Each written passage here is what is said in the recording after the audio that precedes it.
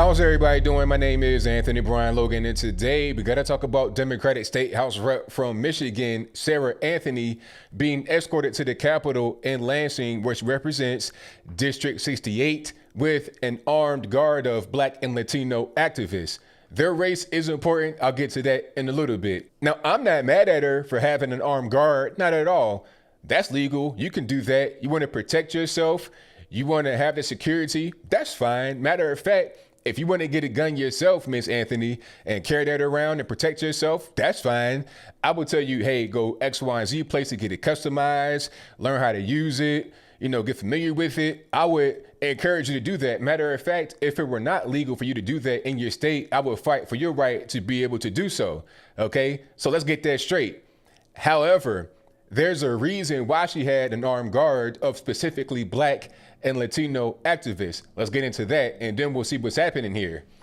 Now, we all saw the protests that happened in Michigan at the end of April. It might have been April 30th of this year, 2020.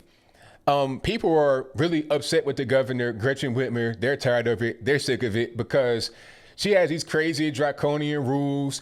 You can't really fish. You can't do this. You can't do that. You can go to Walmart and buy chicken wings and honey buns, but you can't buy an American flag. You can't buy flower seeds at Home Depot. Like, just really ridiculous rules that are on the books. Rules that don't make any sense. Rules that contradict one another. Just stupid stuff. People want to get back to work. They want to get back to life. And they want to get these ridiculous, nonsensical rules that don't make any sense out of the way. They're tired of Gretchen Whitmer. So a lot of activists, regular normies, and everybody else came to the state capitol in Lansing to protest against her and the rules. Now, some guys were armed, and that's fine. Nothing wrong with that. The same way that Miss Anthony had an armed guard, ain't nothing wrong with that. There's nothing wrong with protesters being armed as well. That's your right. Exercise your right. Nothing wrong at all. But Sarah got kind of intimidated because she says there were, quote, Nazi swastikas and white supremacist symbols in the mix. Now, I've looked very hard, y'all. I look all over the internet for swastikas at the particular rally, protest, whatever you want to call it. All I was able to find is what's on the screen before you, and that's a picture of a protest sign. They're saying Heil Whitmer, basically referring to Gretchen Whitmer with all these dumb rules as a Nazi, as Hitler. Okay, they are insulting the governor that they don't like. They're not trying to say, oh, I'm a Nazi, I represent X, Y, and Z. They're not trying to say that at all. They're trying to say that about the governor, okay? And she said, oh, they were Confederate flags. Is that all you got? Confederate flags? That's kind of a weak symbol in my humble opinion as far as any kind of white supremacy, because down here in the South where I am, I see Black folks, Hispanics, whites, everybody with the Confederate flag. It's more of a Southern thing. Matter of fact, the Confederate flag is in some flags, okay? And when you look deeper, the Confederate flag is in the flag of the Kingdom of Great Britain, or the United Kingdom, whatever they want to call it nowadays, and Scotland and everything else, that X and all that stars and stuff, that's in a lot of other flags. There's different forms of it, but it's kind of the same thing. But I'll move on. The whole thing is a Confederate flag, kind of a weak thing, and other symbols, I'm not really sure. The 3%ers, I know some guys within the 3% Nation, and they're the coolest guys, the nicest guys. They'll protect you. Like, when they got to turn up and protect you, they will. But just in general, regular, everyday conversation, they're super cool and they're nice. Just regular guys, okay, that feel like they want to protect people. That's what I get from them. I've not seen anybody that's a 3% white supremacist. That's not really how that works. Matter of fact, I know some guys are 3% and are not white. They're Black and everything else. So that whole thing doesn't make any sense. And it kind of goes to the narrative of this being a white thing. Oh, the whites want to reopen and they want to attack Blacks. It ain't like that, because who's getting hurt the most by this?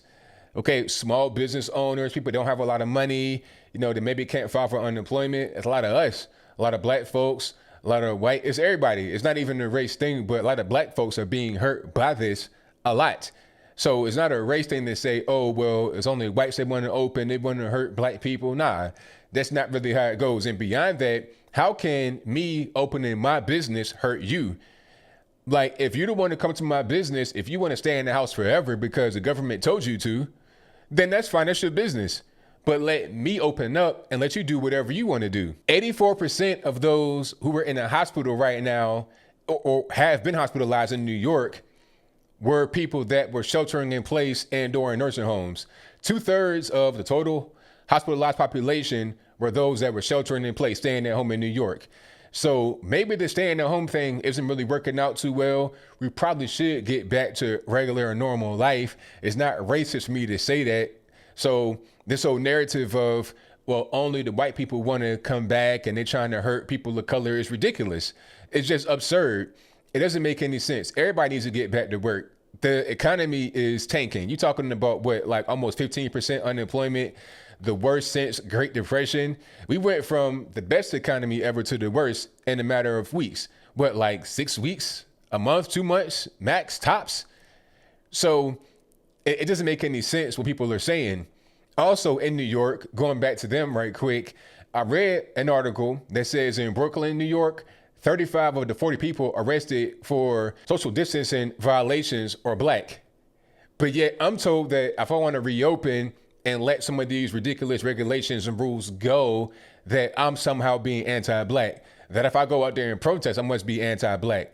That if I am armed and fight for my rights to let go of these restrictions, then I'm just threatening black folks like Sarah Anthony and everybody else in Michigan and the United States. It doesn't make any sense. If anything, the protesters are fighting for people like you, Sarah, and me as well, and everybody else that's black and Americans in general.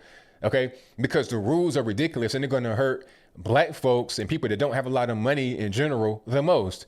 Okay, people like LeBron James and everybody else will say, you know, stay home, save lives. They got money. You know, they got a big estate in Brentwood, California that's already paid for. That's like multi-million dollars, 23 million, and it's already paid for, no mortgage or nothing like that. Okay, he can afford to stay home and not collect a check. At least not from basketball right now. Okay, he has other business ventures and cash stacked up, but the regular everyday person in America is not like that. They can't just afford to stay home for the rest of their lives and not work anymore. Okay, so people saying that this is an attack on the so-called non-whites, the people of color, which is a dumb term anyway, because it ain't nothing but colored people backwards with an of in the middle. But I digress. The whole point is that we're all beyond this. It doesn't matter if you're black, white, Puerto Rican, Candy Stripe, we're all beyond this. The whole thing about her going to the state capitol with an armed guard also lets us know that it's not about, oh, you could be at the state capitol with a gun if you're white, but not if you're black or Latino. Well, they were able to go in there just fine. Nobody harassed them. Nobody said, hey, you're black, you can't have a gun. And some people you can't even really tell. Like you got some light-skinned black folks that, you know, like, Rashida Jones, Quincy Jones's daughter, looks white than me, you know, anybody gonna just come up to her with a magnifying glass and say, hey, are you white? Are you black?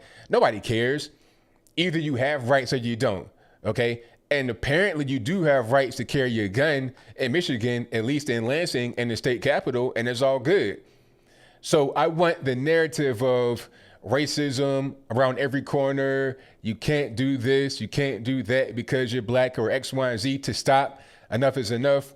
I understand what you're trying to get across here, Miss Anthony, but it's bogus.